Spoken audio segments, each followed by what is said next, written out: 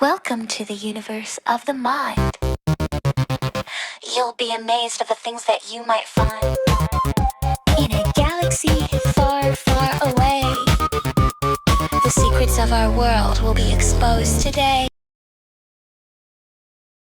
Have you ever noticed that as soon as the temperature drops, you suddenly feel the need to pee a lot more often? You're not just imagining it. It's a real physiological phenomenon called cold-induced diuresis. It might sound complicated, but today we're going to break it down and explain exactly why your bladder seems to go into overdrive during winter. So let's start with the basics. Our bodies are amazing at keeping a stable internal temperature right around 37 degrees Celsius, or 98.6 degrees Fahrenheit. This process is called thermoregulation. When we get cold, our body has a few tricks up its sleeve to stay warm. You probably know some of them, like shivering, which generates heat through muscle contractions, or getting goosebumps, which is a leftover evolutionary trait to fluff up body hair for insulation. But there's another, less obvious response happening inside your blood vessels. This is where it gets interesting. When you step out into the cold, your body's top priority is to protect your vital organs in your core, your heart, lungs, liver, and so on. To do this, it needs to keep your core warm. It achieves this through a process called peripheral vasoconstriction. That's a fancy term for saying the blood vessels in your extremities, like your hands, feet, arms, and legs, start to narrow and constrict. By narrowing these vessels, your body reduces blood flow to the skin and sends that warm blood inward, toward your core where it's needed most. This is why your fingers and toes might feel icy cold first.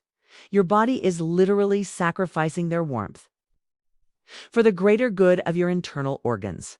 Now, you might be thinking, what does constricting blood vessels have to do with peeing? Well, a lot, actually. Imagine all that blood that was flowing through your arms and legs is now being rerouted to your core.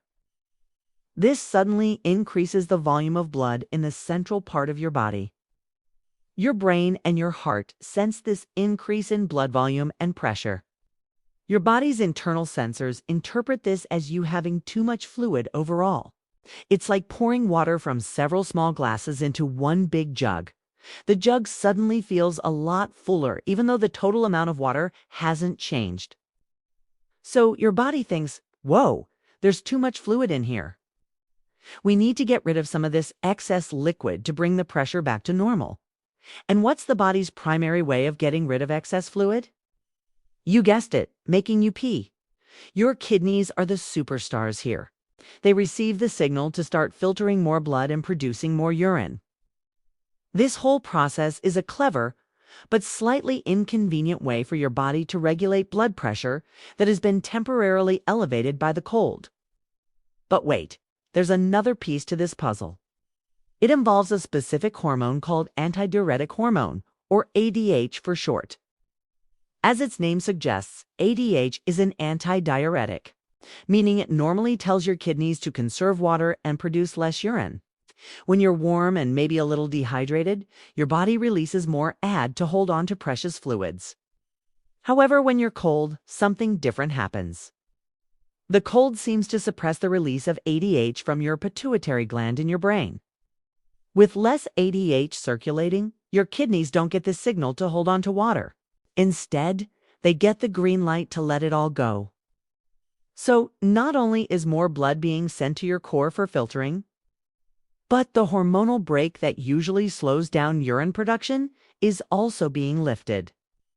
It's a double whammy that sends you running for the restroom. Let's do a quick recap of the chain of events. 1. You get cold. 2. Your body constricts blood vessels in your arms and legs to keep your core warm. 3. This shunts a larger volume of blood to your core, increasing your central blood pressure. 4.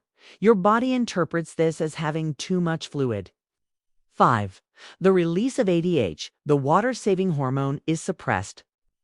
6. Your kidneys kick into high gear, filtering out the perceived excess fluid from your blood and producing more urine.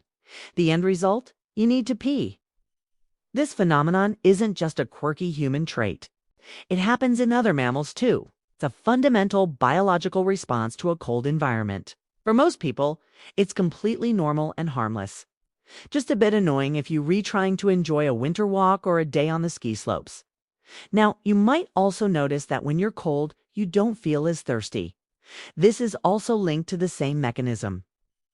Since your body is busy trying to get rid of what it thinks is excess fluid, it doesn't send out strong thirst signals. This can be a bit tricky because you are still losing fluids, not just through urine, but also through breathing. When you breathe in cold, dry air, your body warms and humidifies it, and you lose water vapor every time you exhale. You can often see this as visible steam when you breathe out in the cold. So, even though you don't feel thirsty, it's really important to stay hydrated in cold weather, especially if you're being active. Dehydration can make you feel colder and more tired, and it's not good for your overall health. So, what can you do about it? Well, you can't exactly turn off your body's natural response, but you can manage it. The most obvious solution is to stay warm. Dress in layers so you can adjust your clothing to maintain a comfortable body temperature. A warm hat, gloves, and thick socks are crucial, as they help reduce heat loss from your extremities and can lessen the peripheral vasoconstriction we talked about. By keeping your hands and feet warm, you're telling your body that it doesn't need to go into full-on core protection mode. Also, be mindful of your fluid intake.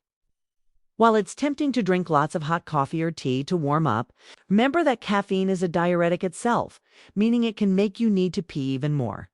A warm, non-caffeinated beverage like herbal tea or just warm water can be a better choice for staying hydrated without overstimulating your bladder. And as we mentioned, even if you don't feel thirsty, make a conscious effort to sip water throughout the day. It's also worth noting that while cold-induced diuresis is normal, a sudden and significant increase in urination frequency, especially if accompanied by other symptoms like extreme thirst, fatigue, or unexplained weight loss, could be a sign of an underlying medical condition. If you have any concerns, it's always best to have a chat with your doctor to rule out anything more serious. So there you have it. The next time you find yourself needing an extra bathroom break on a chilly day, you'll know it's not just in your head. It's your body's clever, multi-step process of thermoregulation at work, a fascinating interplay of blood vessels, blood pressure, hormones, and your kidneys, all working together to keep you safe and warm in the cold. It's a perfect example of how wonderfully complex and adaptive our bodies are. Thank you so much for watching and learning with us today. If you found this explanation helpful, give this video a thumbs up and consider subscribing for more deep dives into the science of our everyday lives. Stay warm out there, and we'll see you in the next video.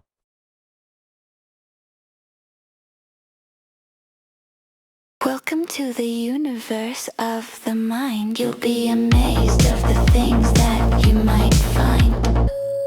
In a galaxy far, far away,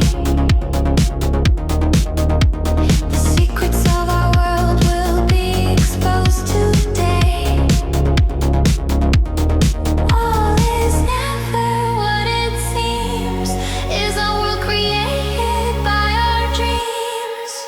Are we living in a simulation? Is the moon an alien space station? Quantum is quantum does. Nobody knew just what it was. To this day we still don't know, but we won't stop exploring, no. Welcome to the universe of the mind.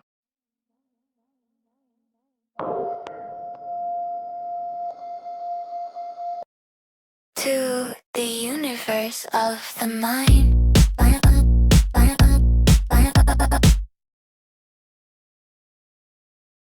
You'll be amazed of the things that you might find. In a galaxy far, far away,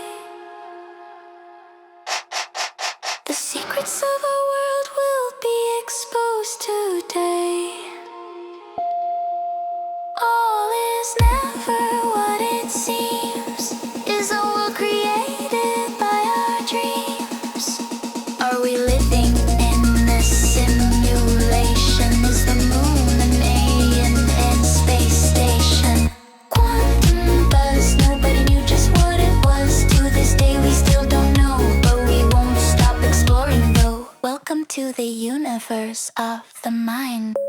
Welcome to universe of the mind. Welcome to the universe of the mind. Welcome to the universe of the mind. Mind.